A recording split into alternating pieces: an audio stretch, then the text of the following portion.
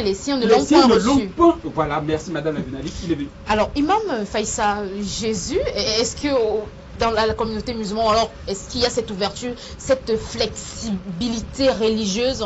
Qu'est-ce que le Coran pense de Jésus rapidement? Oui, rapidement, le Coran est le seul livre qui a beaucoup parlé de Jésus-Christ. Jésus-Christ est mentionné dans le Coran plus de 79 fois. Tout un chapitre à sa mère Marie, tout un chapitre à Joachim, qui est le père de Marie, que la Bible ne parle pas. Vous voyez, et le Coran parle du prophète Mohammed rien que 5 fois. 5 fois. Vous voyez, donc nous musulmans, vous avez vu tout ce que le pasteur a dit ici, il n'a même pas appuyé avec un seul verset. Nous disons, par exemple, vous voyez dans Matthieu chapitre 1, versets 19 à 20. Dieu dit ceci, puisque quand Joseph a vu sa femme enceinte, il voulait se séparer de sa femme. L'ange de l'Éternel se présentait à Joseph et dit, ne te sépare pas de ta femme Marie, car l'enfant qu'elle porte vient du Saint-Esprit. Quand il sera né, on l'appellera Jésus. Il sera un sauveur pour son peuple. Quel peuple? Vous allez maintenant à Matthieu chapitre 2, verset 6. Dieu s'adresse à qui? Et toi, Bethléem, terre de Juda, tu n'es pas la moindre parmi les principaux villes de Juda, car de toi sortira un chef qui pètera Israël, mon peuple. Jésus lui-même. Voilà pourquoi j'ai dit que nous sommes là. Jésus lui-même reconnaît ses limites. Oui, bien sûr. Voilà pourquoi Jésus lui-même, dans Matthieu chapitre 5, au verset 10, quand il choisit ses 12 apôtres, il dit quoi? Telle est la première recommandation de Jésus. C'est bien mentionné là-dedans. N'allez pas vers les païens. N'allez pas vers les Samaritains. Allez plutôt chercher les brebis perdues de la maison d'Israël. Jésus n'a pas étendu sa mission, madame. Et le Coran reconnaît cela. Oui, Imam Mokhtar. Non, oui, je vous en ça ne se passe pas comme ça, Imam Faïssa, s'il vous plaît. Je suis désolé. D'accord, ok. Je suis obligé de m'adresser aux téléspectateurs. Au plus 237 697 28 66 99. Nous attendons vos réactions. Envoyez-nous uniquement des SMS. Nous ne prenons pas d'appel en direct. Je reçois pour vous l'apôtre Tam Jonas de l'Église de la Sanctification, le pasteur Martin Tagné, missionnaire et consultant de Vitamine J, l'imam Faïssa Mohamed et l'imam Mokhtar Mohamed. Nous parlons aujourd'hui de ce sujet très important, très, je veux dire, même capital dans la vie des chrétiens, des croyants, qui de Jésus-Christ, Mohamed est le sauveur de l'humanité. Ce sera un échange anti-langue de bois. Alors, imam Mokhtar. Alhamdulillah, c'est juste pour appuyer ce que Imam Faisal a dit. Nous croyons à Jésus-Christ, mais il n'a été envoyé qu'aux brebis perdues de la maison d'Israël. Parce que personne parmi nous ici ne peut être plus éloquent que Dieu. Car c'est lui qui est mieux placé pour savoir le champ de la mission d'un ouvrier, c'est celui qui l'a recruté. Où est-ce que Dieu a dit dans la Bible et dans le Coran, Jésus est envoyé à l'humanité entière? Vous savez, Jésus-Christ est venu à l'accomplissement de la seconde alliance que Dieu avait conclue avec les enfants d'Israël. Il y a la première alliance, les téléspectateurs peuvent vérifier, n'est-ce pas, dans Exode chapitre 19, verset 3 à 5, et dans le Coran chapitre 5, verset 12 à 13. Voilà la première alliance que Dieu avait fait avec la maison d'Israël. Ils ont violé cette alliance. Dieu est redevenu sur sa décision. Il a décidé de faire une nouvelle alliance, toujours avec les deux maisons d'Israël. Parce qu'après la mort du roi Salomon, l'Israël se divisait en deux. Le nord qui avait au capital la Samarie et le sud qui avait au capital Jérusalem.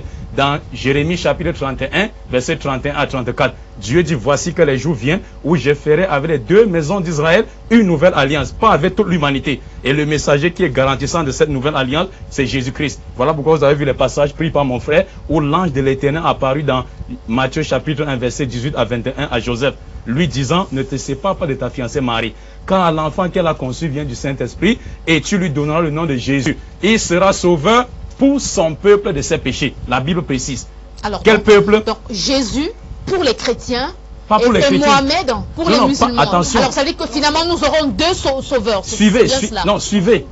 Les deux sont les sauveurs, madame, à la seule différence que l'autre n'est que sauveur pour Israël et l'autre est sauveur pour l'humanité. Parce que nous on reconnaît Jésus comme le sauveur, mais envoyé à qui? Parce que sauveur, ça veut dire celui qui tue une personne ou un groupe de personnes de danger. Et quand on dit sauveur ici en termes spirituels, c'est celui qui vient tirer les peuples, n'est-ce pas, des ténèbres spirituelles à la lumière parfaite. Alors, voilà pourquoi l'apôtre Pierre. Là, nous sommes déjà en train de décrypter le mot sauveur. Oui, je vais finir. Et c'est tout bénéf. Alors, juste toujours avec vous, Imam Mokhtar. Jésus, vous le reconnaissez, est le sauveur, mais uniquement le sauveur d'Israël. Comme lui-même le déclare. Le sauveur de l'humanité. Il le déclare, vous avez des références bibliques. Oui, c'est là où je voulais chuter. Allons-y. S'il vous plaît, permettez-moi une minute. Allez-y, Imam. Donc, ici maintenant, Jésus-Christ, maintenant, Dieu montre le champ de sa mission. Il sera sauveur, Matthieu chapitre 1, verset 21, pour son peuple de ses péchés. Quel peuple? Matthieu chapitre 2, verset 6. Dieu dit, et toi, Bethléem, terre de Juda. Tu ne cèdes pas la moindre parmi les principales villes de Juda, car de toi sortira un chef qui pétrera Israël, mon peuple. Lorsque Jésus lui-même vint,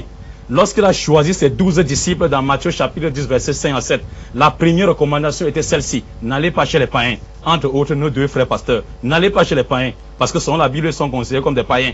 Mais allez-y plutôt chercher les brebis perdues de la maison d'Israël. Et pour finir maintenant dans Matthieu chapitre 15. Attendez un peu. Les chrétiens, vraiment, je ne mets même pas à la place des téléspectateurs. Dans le Coran, les chrétiens sont considérés comme des païens, c'est ça? Les chrétiens sont des païens, puisque le mot chrétien vient du mot grec christianos, langue que Jésus ne parlait pas. Jésus n'a pas laissé une religion, ce qu'il appelle le christianisme. La paternité de ces religions confiée, de ces religions qui a été donnée à Jésus, il ne connaît pas. Il ne connaît pas le nom de ces religions. Les téléspectateurs peuvent vérifier dans Actes des Apôtres chapitre 11 verset 26. Le mot chrétien apparu pour la première fois à Antioche, qui était une ville, n'est-ce pas, la capitale, une ville, n'est-ce pas, de l'Empire romain à l'époque. Et ce sont les païens d'Antioche qui ont appelé Paul et Barnabas, les disciples de Jésus, Christianos, une manière de se moquer d'eux. Et ça avait le temps que ça a pris une connotation spirituelle. Et si maintenant Jésus, 40 ans après le départ de Jésus-Christ, s'il ne connaît pas le mot chrétien, d'où, n'est-ce pas, sont immergés nos pasteurs et d'autres chrétiens dans le monde entier. Quel était le nom de sa religion? Partout dans la Bible, Jésus vous dit, ne pensez pas que je sois venu faire ma volonté, mais la volonté de celui qui m'a envoyé. Voici la religion de Jésus-Christ, qui est la soumission à la volonté de qui? De Dieu. Traduction en arabe, Islam. Soumission, obéissance totale à la volonté de Dieu. C'est une parenthèse. Donc Jésus dit ici, pour chuter, dans Matthieu chapitre 15, verset 21 à 27, lorsque les Juifs cherchaient à le faire tuer, ils se retiraient dans un territoire païen. Un Tyr et Sidon. La Bible dit, voici qu'une femme cananéenne, païenne, qui pouvait être camerounaise comme vous, une femme, criait derrière Jésus-Christ, sauve ma fille, elle est cruellement tourmentée par les démons. Jésus faisait même fi de ne pas entendre. Au verset 23, les apôtres s'approchent et lui disent avec insistance, renvoie-la, car elle fait trop de bruit derrière nous. Jésus s'arrête et dit à la femme, je n'ai été envoyé qu'aux brebis perdues de la maison d'Israël. Je n'ai été envoyé qu'aux brebis perdues de la maison d'Israël. Et il a continué. Alors, le verset 25 dit, je vais chuter. Imam Mokhtar, avec votre permission. Vous allez vraiment, respectons le temps de parole, s'il vous plaît. Alors, mais bon, toujours avec vous, hein, oui. Vraiment, en 5 secondes, ça veut dire clairement, les catholiques, les protestants, les pentecôtistes sont dans l'apostasie, c'est bien cela. Ce sont les païens, ils doivent se reconvertir à l'islam. C'est ce qu'on peut retenir de cette intervention avant de passer à autre chose. Tous croient, n'est-ce pas, à Jésus-Christ, alors que Jésus n'a jamais été envoyé pour eux. Et ils délaissent le prophète qui était envoyé pour eux, Mohammed, que la paix de Dieu soit sur lui. Et on a des prophéties bibliques, chers téléspectateurs, qu'on vous donnera, n'est-ce pas, Inch'Allah, aujourd'hui aussi, avec le temps, vous annonçant que votre prophète est bel et bien Mohammed, que la paix de Dieu soit sur lui. Et dit ceci. Très bien, merci Imam Mokhtar. Alors, Pasteur Mateta est quand même pertinent comme argument, hein, avec des preuves tangibles à l'appui. Info ou intox. Merci Madame la journaliste. Je reconnais et j'apprécie la culture intellectuelle de